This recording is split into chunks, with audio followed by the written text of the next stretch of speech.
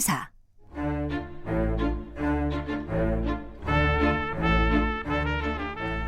김경래의 최강시사 3부 시작하겠습니다. 수요일마다 돌아오는 영화 스포 최강시사 영화 코너 스포일러 시간입니다. 최강희 영화평론가 안 나와 계십니다. 지금 전화로 연결되어 있습니다. 안녕하세요. 예, 안녕하세요. 오늘은 스포일러를 폼포일러로 하겠습니다. 아, 그런 식으로 또 포장을 하시는군요. 죄송합니다. 예. 아니 안 나오셔가지고 급하게 예. 유튜브에 보니까 옛날 사진을 하나 걸어놨네요. 누구신가 했습니다. 이게 완전 다른 분인데 이분은 최광희 씨.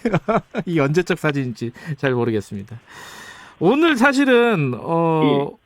5.18 관련된 얘기를 좀 영화를 얘기하려고 네네. 했어요. 왜냐하면 네. 최근에 전두환 씨가 골프 치는 모습이 네. 또 공개가 됐고 또 법정에는 안 나오고 뭐 이래저래 뭐 5.18 관련된 얘기들이 많이 나왔습니다. 그래서 영화도 관련된 영화들을 쭉 한번 소개를 해드리려고 했습니다.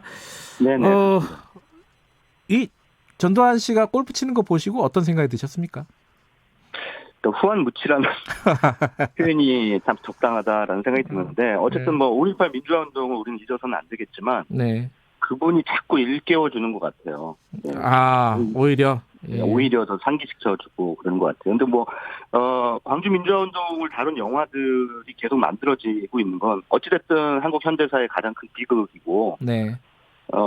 그래서 근데 이제 뭐 일제 강점기 영화들이 계속 만들어지는 이유하고 좀 맥락이 비슷한 것 같은데 일본이 여전히 과거사를 반성을 하지 않고 적반하장으로 나오니까 우리가 네. 다시 일제 강점기를 자꾸 들여다보지 않습니까? 네. 마찬가지로 전두환 씨가 계속 그런 상황으로 나오기 때문에 더더욱 그 상처가 아물지 않고 있고 영화로나마 우리가 그 상처를 계속 끄집어내고 있는 것이 아닌가 이런 생각이 듭니다.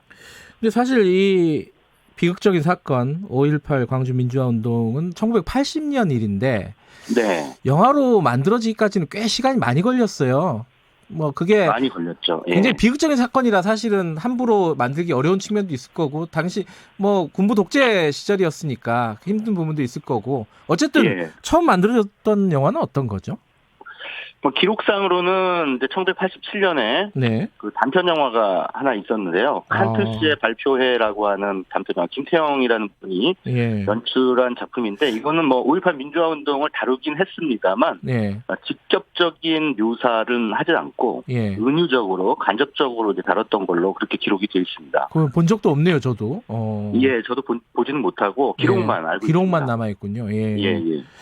그럼 본격적으로 이거 아까 말씀하신 좀 은유적으로 다뤘다고 했는데 본격적으로 다룬 영화는 어떤 게 있죠? 앞서 김경래 앵커가 말씀하셨다시피 이제 군부 정권이 끝난 뒤에야 문민정부 들어서야 이제 5.18 민주화 운동을 영화의 소재로 담아낼 수가 있었는데요. 네. 1996년까지 기다려야 했습니다. 그때 장선우 감독이 예. 꽃잎이라는 영화를 만들어서 한국 영화에서는 사실상 최초로 광주 민주화 운동에 대한 얘기를 전면적으로 다뤘습니다. 이게 1996년도. 예, 맞습니다. 예. 얼마 전 결혼한 그 이정현 씨가 소녀 그 10대 시절에 출연을 했죠. 이게 데뷔작이었을 거예요, 아마. 네, 맞습니다. 데뷔작이었는데 뭐랄까요? 그 뭔가 이렇게 넋이 나가 있는 그런 소녀로 등장을 하다. 이건 굉장히 미스터리한 소녀죠. 그리고 이제 문성근 씨가 그 막노동판을 전전하는 그런 남자. 예, 그런 남루한 행색의 남자로 등장을 하는데 이 영화 제목 꽃잎은 이제 김투자 씨의 노래에서 따온 거죠. 네. 예, 그래서 꽃잎을 부르는 해맑은 모습의 소녀가 영화 맨 첫 장면에 등장을 하는데 이정현 씨가 예, 그 동네 오빠들 앞에서 이 꽃잎을 아주 예쁘게 불러요. 예. 근데 그 다음 장면이 이제 탁 넘어가면 문성근 씨를 졸졸졸졸 소녀가 따라가는 그런 모습이 등장하는데 그때는 이미 완전히 이제 뭐 행색도 굉장히 초라해지고 그 사이에 어떤 일이 벌어져서 소녀가 이제 넋을 잃게 된 거고 막노동판을 전전하는 남자를 그냥 무작정 따라다니는 거예요. 따라가니까 이 남자가 처음에는 막 내쫓죠. 너 왜 자꾸 나를 따라다니냐 하면서 막 내쫓는데 그러다가 결국은 이 소녀를 이제 자기가 묶는 어떤 그 폐가죠. 폐가 같은 데서 같이 이제 둘이 그 소녀를 이제 그 안으로 들여가지고 살게 되는 예. 그런 상황을 이제 보여주면서 도대체 저 소녀에게 그 사이에 무슨 일이 벌어졌길래 네. 관객은 이제 꽃잎이라는 노래를 너무나 해맑게 부르는 소녀의 모습을 본 뒤이기 때문에 네. 도대체 무슨 일이 있었을까라고 하는 미스터리를 안고 쭉 이제 이야기가 펼쳐지면서 영화 중반이 넘어가면서 이제 과거사가 밝혀지는데 네. 그것을 바로 5.18 민주화 운동 당시 소녀가 그 발포하는 군인들을 피해서 막 도망을 가고 그 와중에 자신의 어머니가 자신이 오는 앞에서 목숨을 잃는 그런 상황을 이제 목격하게 되는 거죠. 그러면서 이제 그것이 엄청난 트라우마로 남게 되면서 예. 이 소녀가 이제 정신을 놔버린 거죠. 너무나 충격적인 그런 현장에 있었기 때문에 정신을 놔버리게 되고 결국은 그렇게 된 소녀의 그 과거사를 이제 남자가 알게 되면서 어느 정도 이해를 하게 되는 그런 과정을 보여주고 있는 작품이라고 할 수 있습니다. 그러니까 이 영화에서도 5.18이나 광주라는 지명이 직접적으로 나오지는 않죠? 예, 그렇습니다. 직접적으로 등장하지는 않는데, 예. 그 광주 민주화 운동 당시에 그 전남 도청 앞에서의 그 시민들의 모습이라든가, 네. 발포하는 군인들의 모습이라든가, 네. 이런 모습을 통해서 누구라도 사실은 저거는 아하. 5.18 광주 민주화 운동이구나라는 것을 확인할 수가 있습니다. 예. 그래서 뭐 이제 여기가 바로 1980년 광주입니다라고 친절하게 설명을 하지 않아도 예.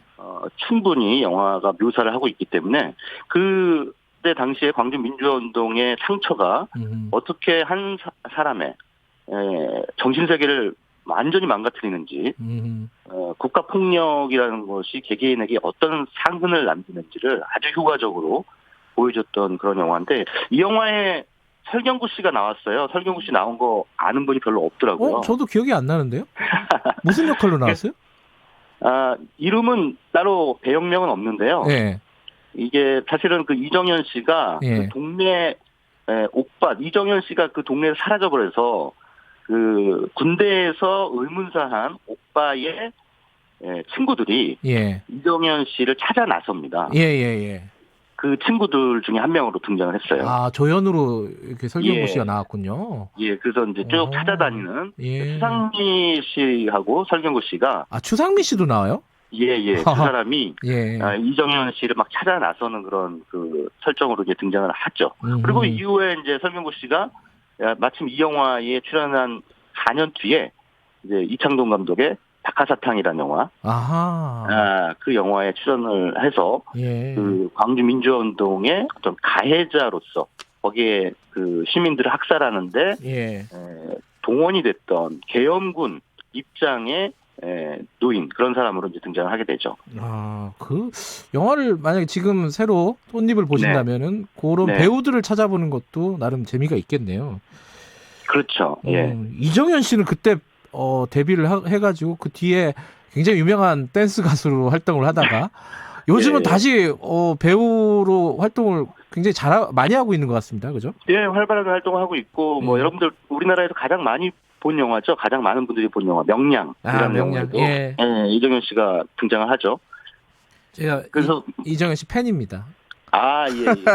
정말 이 꽃잎이라는 영화 보면은 정말 이게 연기 천재구나 라는 생각이 들 정도예요. 정말 탁월하게 그 상처받은 한 영혼을 연기를 하고 나중에 이정현 씨가 이제 오빠의 무덤 앞에서 대성 통곡을 하는 장면이 나오거든요. 근데 그걸 저 멀찌감치서 문성근 씨가 바라보는 장면이 있는데 그 장면은 정말 눈물 없이 볼 수 없는 정말 슬픈 장면입니다.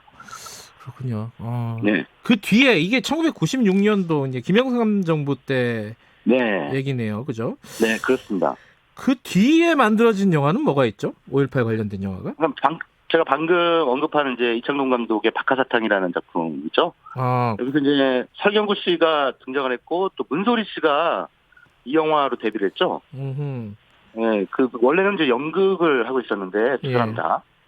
그때 이제 이창동 감독이 이제 연극 무대에서 보고 문소리 씨를 캐스팅했는데 어쨌든 이 영화는 굉장히 독특한 구조를 가지고 있죠. 처음에 뭐 많이들 기억하실 거예요. 박하사탕 첫 장면이 설경구 씨가 철로 위에 서서 달려오는 기차를 향해 팔을 쫙 펼치면서 나 돌아갈래라고 하는 패러디도 많이 대사. 됐던 그런 장면이죠. 명장면. 그 대사를 치면서 영화가 시작이 됩니다. 그래서 네.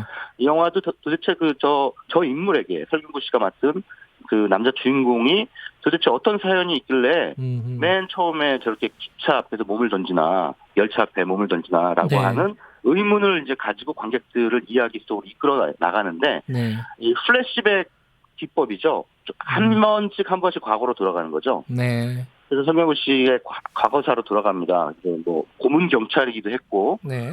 다양한 어떤 직업들을 전전했던 설경구 씨의 모습이 비춰지는 가운데 결국 맨 종착역으로 이어지는 곳이 바로 5.18 광주라고 하는 현장인 거죠. 그래서 거기에서 계엄군으로 거기에 있었고, 또 시민들에게 총을 쏠 수밖에 없고, 자신이 쏜 총에 무고한 시민이 또 목숨을 잃는 상황을 본인이 직접 경험을 한 거죠. 그래서 이제 그런 거에 대한 죄책감을 평생 안고 살아갈 수밖에 없는. 근데 그 죄책감이 오히려 또 그 정당화하기 위해서 그 죄책감을 정당화하기에 군사 독재 정권의 그 고문 경찰로서 부역하기도 하고. 네, 뭐 다양한 그러다가 결국은 폐인이 되는 그런 과정을 이제 과거사로 돌아가면서 그것을 보여주기 때문에 더더욱 그 광주의 상처를 효과적으로 보여줬던 영화다라는 생각이 듭니다. 그 꽃잎하고 박하사탕이 좀 통하는 게 있네요. 이게 둘 다 이제 국가폭력의 어떤 피해자이기도 하지만은 현실에서 보면은 이정현 씨는 피해자의 모습 그리고 설경구 씨는 가해자의 모습 이런 느낌이 좀 있네요. 그렇죠. 근데 이제 이창동 감독의 연출적 태도에서 봤을 때는 설경구 씨도 현장에서는 가해자였지만 결국은 국가폭력의 피해자라는 차원에서는 박하사탕의 주인공과 꽃잎의 여주인공이 같은 맥락에 있는 거죠. 이렇게 시간이 흘러가면서 20년 만에 이제 박하사탕이 만들어진 거잖아요. 5.18 20년 만에. 그렇죠. 그 뒤에 이제 피해자와 가해자의 모습들을 한 번씩 보여줬고요, 영화에서. 사실 대중적으로 굉장히 흥행하지는 못했잖아요, 두 영화가. 맞습니다. 예, 굉장히 흥행했던 계기가 있었던 것으로 기억하는데 그게 어떤 영화였죠?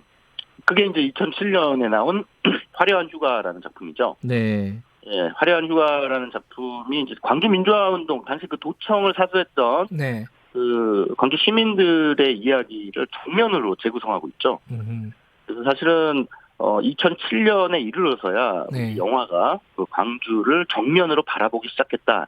이렇게 말씀을 드릴 수 있을 것 같습니다. 그래서 당시 그 군인들과 대치했던 시민들의 상황 이런 것들 김상경 씨와 안성기 씨 이런 배우들이 연기를 해서 이 영화도 한 600만 명 이상의 관객을 동원하면서 흥행에서도 큰 성과를 거뒀습니다. 그래서 아마도 좀 광주라는 상처를 정면으로 바라보는 거고 영화도 마찬가지지만 관객들도 시간이 좀 필요했던 것 같아요. 그래서 화려한 휴가라는 작품이 나온 게 광주 민주화운동 이후 27년 만에 나온 거죠. 이 작품 이후에 다시 이제 지난 2017년에 여러분들 잘 아시는 1,200만 명의 관객을 모은 택시 운전사라는 작품이 또 광주 민주화운동을 정면으로 바라보고 이 작품은 또 특이하게 그 당시 광주의 실상을 해외에 알렸던 그 기자 서구인이죠. 독일 기자 힌츠페터 기자를 광주까지 실어 나르는 한 택시 운전사 소시민의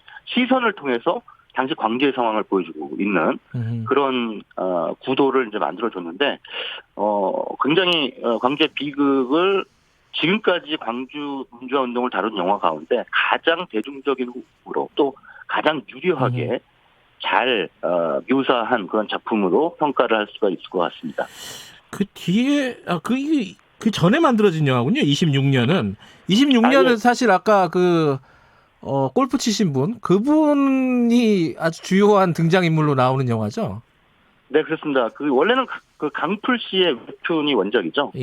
2012년에 나왔고, 조근현 감독하고 진구 씨, 한예진 씨, 뭐 이런 배우들이 등장했는데, 26년이라는 작품은 26년 만에 광주 학살의 원흉을, 암살하려는 시도를, 이제 가상의 시도죠. 이것을 이제 보여주고 있는데, 결국 이제 그 시도가 성공을 거두느냐 마느냐 뭐 여러분들 다 아시다시피 어찌됐든 이건 가상이고 예. 아니 그만큼 이제 광주 민주화운동의 향은이 예. 세대를 이어서 이 영화 속에 등장하는 사람들은 직접적 피해자가 아니고 그 가족들이에요. 네. 그래서 그 세대를 이어서 가족들에게도 얼마나 크게 깊은 상처를 남겼는지를 드러내 보이는 영화였는데 뭐 영화의 만듦새나 완성도는 조금 아쉬움이 남는다라는 평가를 좀 받은 바 있습니다. 지금 꽃잎, 화려한 휴가, 택시 운전사 그리고 26년까지 26년. 말씀해 주셨는데 이 중에 네. 네. 최강희 평론가께서 제일 좋아하는 영화는 어떤 겁니까? 단연 그 박하사탕입니다. 아, 그렇습니까? 예. 뭐 이창동 감독의 박하사탕이 네. 물론 이제 광주 민주화운동을 다룬 영화들도 점점 진화하고 있고 네. 많이 좋아졌는데 가장 뭐 대중적인 차원에서 보자면 택시 운전사가 잘 만들었고요. 예. 하지만 그 시대의 그 당시 상황을 되짚어 본다면 박하사탕은 정말 지금 봐도 엄청난 걸작이다 이렇게 평가하고 싶습니다. 알겠습니다. 네. 시간이 없으시면 박하사탕부터 먼저 보시기 바라겠습니다. 자, 네. 오늘 전화 연결이지만 고맙습니다. 예, 감사합니다. 최강희 영화평론가였습니다. 김경래 최강시사 듣고 계신 지금 시각은 8시 46분입니다. 네, 이 시각 교통정보